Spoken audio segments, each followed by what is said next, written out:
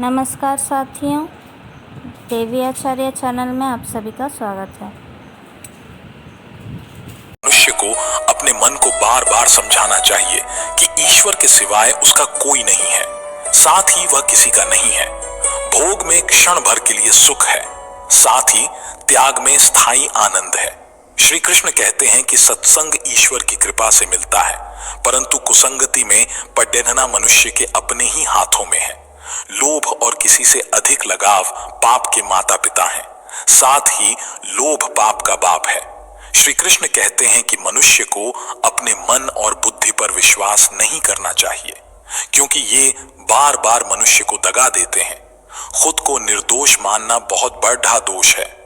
यदि पति पत्नी पवित्र जीवन बिताएं, तो भगवान पुत्र के रूप में उनके घर आने की इच्छा रखते हैं। भगवान इन सभी कसौटियों पर कसकर जांच परख कर ही मनुष्य को अपनाते हैं।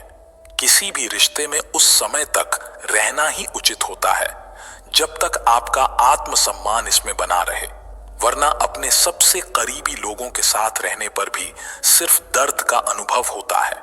ऐसे में यदि आप अपने रिलेशनशिप में किसी तरह की परेशानी का सामना कर रहे हैं, तो इसकी मदद से आप अपने रिश्ते के भविष्य को बदल सकते हैं। गीता का एक ऐसा ही उपदेश यहां हम आपको बता रहे हैं, जिसे जानने के बाद आप खुद को एक टॉक्सिक रिलेशन में आने से बचा सकते हैं। श्री कृष्ण कहते हैं कि जब कोई समझदार इंसान अपने सबसे प्रिय व्यक्ति और करीबी रिश्ते को भी छोड़ने के लिए तैयार हो जाए, तो समझ जाना चाहिए उसके आत्मसम्मान को ठेस पहुंची है। आत्मसम्मान किसी व्यक्ति का खुद के प्रति, अपने चरित्र और आचरण के प्रति किया जाने वाला सम्मान है। इसे स्वाभिमान भी कहा जाता है। इसलिए इसमें अभिमान का भी थोड़ा अंश होता है, जिसके कारण इन दोनों के बीच में बहुत बारीक सी लाइन होती है। आसान भाषा में अभिमान घमंड के साथ साथ चलता है, वहीं आत्मसम्मान नैतिकता के साथ चलता है, भले ही इसके कारण कितनी ही बड़ी हानि क्यों ना हो जाए। आत्मसम्मान का बोध होना हर एक व्यक्ति के लिए जरूरी है, तभी आप दूसरों को इसे ठेस पहुंचाने से रोक सकते हैं। जब आप खुद इसे समझने की कोशिश नहीं करते हैं, तो आप दूसरों को अपने साथ अनादर करने की छूट दे देते हैं। इतना ही नहीं, इसके अभाव में आप रिलेशनशिप के रेड फ्लैग को भी नहीं समझ पाते और जरूरत से ज्यादा समझौता करते रहते हैं, अपनों से चोट खाते हैं। किसी भी रिश्ते में प्यार और समझदारी के साथ स्वाभिमान का होना भी जरूरी होता है। किसी दूसरे व्यक्ति के लिए इसे भूलाना कहीं ना कहीं अपने अंदर के परमात्मा का निरादर करने जैसा है। एक रिश्ते में आत्मसम्मान आपको एक बेहतर इंसान और बेहतर साथी बनाता है। अगर किसी रिश्ते में आपका स्वाभिमान है, तो आपको विश्वास होगा कि आप एक योग्य व्यक्ति हैं, और जब आप योग्य महसूस करते हैं, तो आप विश्वास होता है कि आप प्यार और सम्मान के योग्य हैं, न सिर्फ खुद से बल्कि हर किसी से। गीता के प्रथम अध्याय का महत्व एक कथा के माध्यम से समझते हैं। एक समय पार्वती जी ने पूछा, हे महादेव, किस ज्ञान के बल पर संसार के सब लोग आपको शिव कहकर पूजते हैं?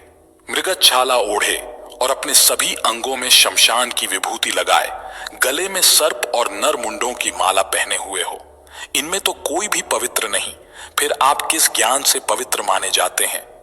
तब महादेव ने उत्तर दिया कि हे प्रिय सुनो, मैं गीता ज्ञान को अपने हृदय में धारण करने से पवित्र माना जाता हूं। इस ज्ञान से मुझे बाहर के कर्म नहीं व्यापते। तब पार्वती जी ने कहा कि हे भगवान, जिस गीता ज्ञान की आप ऐसी स्तुति करते हैं, उसके श्रवण करने से कोई कृतार्थ भी हुआ है? महादेव ने उत्तर देते हुए कहा कि इस ज्ञान को सुनकर बहुत से जीव कृतार्थ हुए हैं और आगे भी होंगे। मैं तुम्हें एक पुरातन कथा कहता हूं, तुम सुनो। एक समय पाताल लोक में शेषनाग की शैया पर श्री नारायण जी नैन मूंद कर आनंद में मग्न थे। उस वक्त भगवान के चरण दबाते हुए लक्ष्मी जी ने पूछा, हे प्रभु, निद्रा और आलस्य तो उन पुरुषों को व्यापता है जो जीव तामसी होते हैं, फिर आप तो तीनों गुणों से अतीत हो। आप तो वासुदेव हो, आप जो नेत्र मूंद रहे हो, इससे मुझके बड़ा आश्चर्य है। नारायण जी ने उत्तर देते हुए कहा, हे लक्ष्मी, मुझको निद्रा आलस्य नहीं व्यापता। एक शब्द रूप जो भगवत गीता है, उसमें जो ज्ञान है उसके आकार रूप है। यह गीता शब्द रूप अवतार है। इस गीता में यह अंग है। 5 अध्याय मेरे मुख हैं, 10 अध्याय मेरी भुजा हैं। 16वां अध्याय मेरा हृदय और मन और मेरा उदर है, 17वां अध्याय मेरी जंघा है, 18वां अध्याय मेरे चरण है। गीता श्लोक ही मेरी नाड़ियां हैं और जो गीता के अक्षर हैं वो मेरा रोम है। ऐसा मेरा शब्द रूपी जो गीता ज्ञान है उसी के अर्थ मैं हृदय में विचार करता हूं और बहुत आनंद को प्राप्त होता हूं। लक्ष्मी जी बोली, हे श्री नारायण जी, जब श्री गीता जी का इतना ज्ञान है तो उसको सुनकर कोई जीव कृतार्थ भी हुआ है, सो मुझसे कहो। तब श्री नारायण ने कहा, हे लक्ष्मी, गीता ज्ञान को सुनकर बहुत से जीव कृतार्थ हुए हैं, सो तुम श्रवण करो। एक व्यक्ति था जो चांडालों के कर्म करता था और तेल नमक का व्यापार करता था। उसने एक बकरी पाली। एक दिन वह बकरी चराने के लिए वन में गया और वृक्ष से पत्ते तोड़ने लगा। वहां उसे एक सांप ने डस लिया, जिससे वह तुरंत मर गया। मरने के बाद उसने बहुत से नरक भोगे और फिर उसका जन्म बैल के रूप में हुआ। उस बैल को एक भिक्षुक ने मोल लिया। वह भिक्षुक उस पर चढ़कर सारे दिन मांगता फिरता।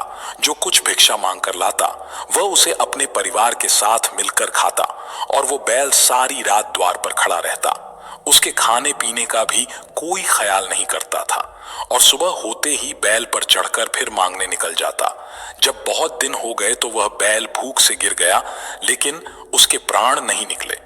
नगर के लोगों ने देखा तो उस बैल को कोई तीर्थ का फल दे देता तो कोई व्रत का फल दे देता, तब भी उस बैल के प्राण नहीं छूटे। एक दिन गणिका आई।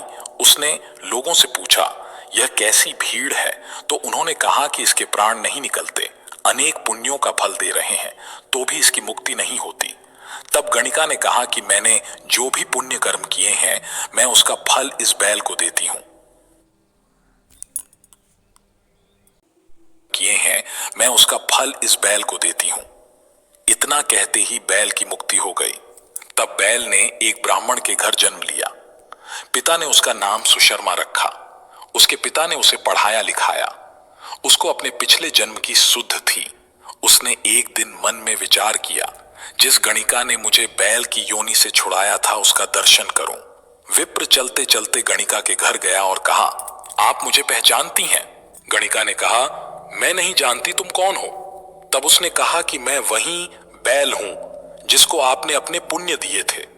तब मैं बैल की योनि से छूटा था। अब मैं विप्र के घर जन्मा हूं। आप अपना पुण्य बताएं।